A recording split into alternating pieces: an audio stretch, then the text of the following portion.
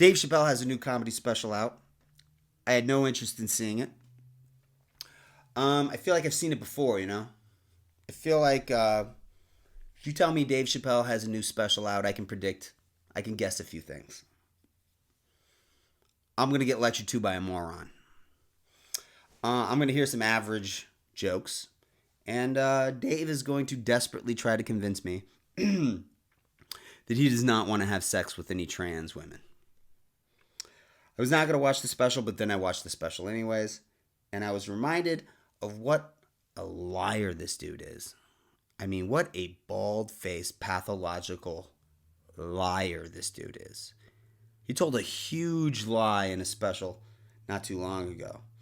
Where he told a story about a transgender comedian who opened for him and who later committed suicide. He said that it was because she opened for him. The transgender community turned against her and drove her to kill herself. But then when people looked up her Twitter, they found that when she announced that she was opening for Dave Chappelle, she got a lot of support from the transgender community, actually. Dave had completely made it up. Now, I found a clip from the new special in which he says that he talks about the incident that happened about a year and a half ago where a mentally ill homeless person ran on stage and tackled him. Now, Dave's version of events differs heavily from that of the public record.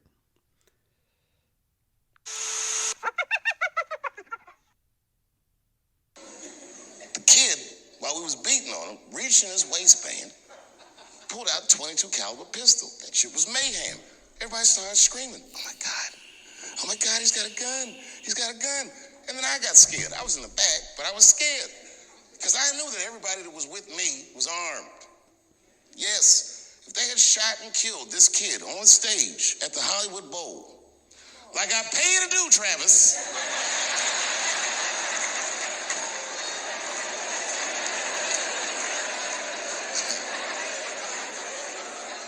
but Travis G'd up. Travis wrestled the gun out of the kid's hand, and then he took it like this and tried to chamber the round, and he couldn't. So he pulled the trigger, and it wasn't a gun. A knife blade popped out of the front. I guess this kid was going to stab me. Wrong. If you look at the video footage, clearly the guy, when he gets up on stage, has nothing in his hands. He tackles Dave. They're on the ground for about half a second. He didn't pull anything out of his waistband.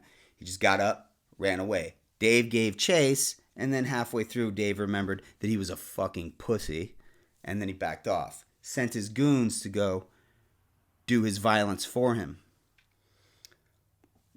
Among the people who lynched this mentally ill homeless person that night, Dave claims it was Jon Stewart. And I think that it's incumbent upon someone in the media to ask Jon Stewart if this is true, because I'm very interested to know whether or not Jon Stewart beat up a mentally ill homeless person. I think that's valid information. I think that's pertinent to our understanding of who Jon Stewart is. Dave was not charged with a crime because we live in a two-tier justice system. It's a felony to do what Dave Chappelle did. It's not self-defense. If somebody tackles you, gets up and runs away, you are no longer in danger. You cannot then send your Gestapo crew to go hunt the guy down and break his arm. That's a felony. It's excessive force. Even if it were self-defense, which it wasn't. The mentally ill homeless person, on the other hand, he was charged with 4 misdemeanors and did 9 months in jail. Do you know why?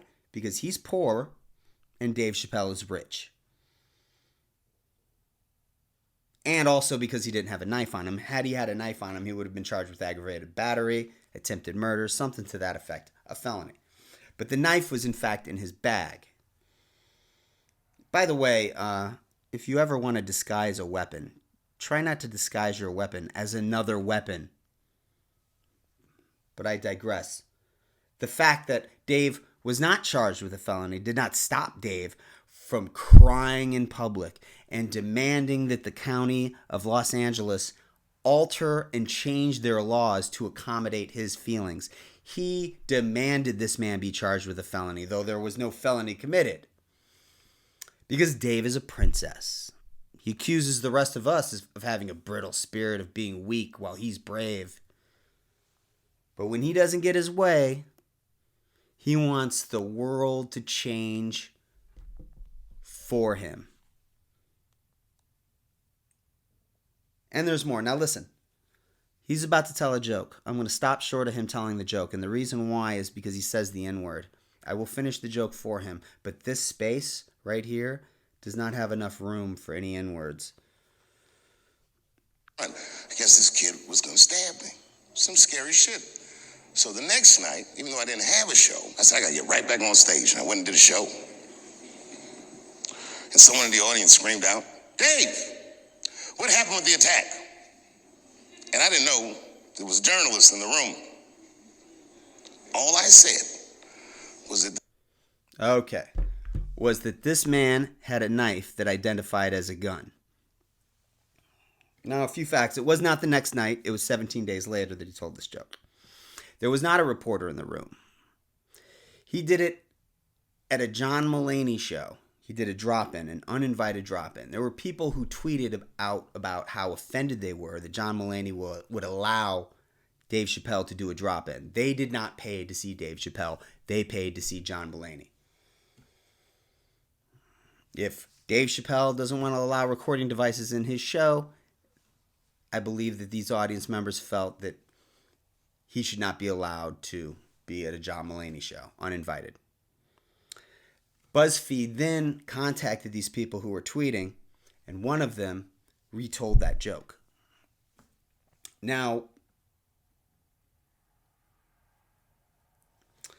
I think the issue should have been the joke. Not the fact that he showed up uninvited to a John Mulaney show, but the fact that he told that joke 17 days late. Because you know who wrote that joke? Do you know who wrote that joke literally 5 seconds after hearing that story? This guy. I wrote that joke. Me and everybody else on the planet Earth. It's a meme. Dude, I saw that joke on Reddit from 2 years ago. There's another guy on my Facebook page that I interact with named Jordan. I think he's a comedian from Indianapolis. I found that he wrote that joke on May 4th. It's a meme. Dave was the last person to tell that joke. Not only was he the last person to come up with that joke, he literally put it on his Netflix special. A meme. He's a meme thief. Dude, that's the most easy bunt of a joke. That joke wrote itself. That's how far down this guy's gone.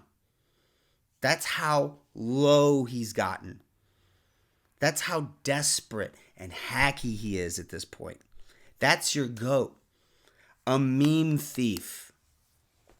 Let me explain. You got your joke thief and you got your meme thief. A joke thief is like this guy in town in Vegas named Alex, just Alex. He's this dude. He looks like he just stepped out of a DeLorean time machine from 1987. He looks literally like an 80s comic. He dresses in these sports jackets and he has the sleeves rolled up to his elbows. He's real corny. He took a joke from me. He heard me tell a joke and he told that joke on stage in a room and he didn't think I was in the room. But I saw you, dude. I saw you tell my joke. And guess what? You can't have it. I'm going to keep telling that joke.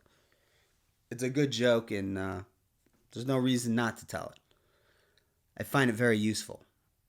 And also I have it on tape from a feature I did in Chicago 7 years ago. It has staying power. That's a joke thief. A joke thief hears you tell a joke, then tells that joke on stage. That's a joke thief. A meme thief is like this. I'm in Champaign, and a guy opens his set at an open mic with anybody else here having a hard time uploading dick pics to Christian Mingle?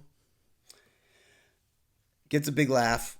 I go to Vegas. Another open micer opens his set with anybody else here have a hard time uploading dick pics to Christian Mingle? I think that's a hell of a coincidence. So I Google image that joke, and lo and behold, it's a meme. They both took it from the same source. That's a first year comic move. I heard a meme about a year ago that I really loved. It goes, where does a nerd get his water from? A well, actually. It's a great joke. However, if I told that joke on stage, I would be reasonably worried that somebody, some asshole in the audience just like me, is sitting there going on Google Image going, I swear I've heard that joke before. It's meme thievery. It's a first year open mic move. And this is the guy who claims he's a goat. The goat. Yeah. Well, here's the thing that I find very offensive. And here's the biggest lie. Not on this special, but on other specials, previous specials. Dave has portrayed himself as fearless. He claims that he has a duty to offend. And yet, no mention in the special of genocide.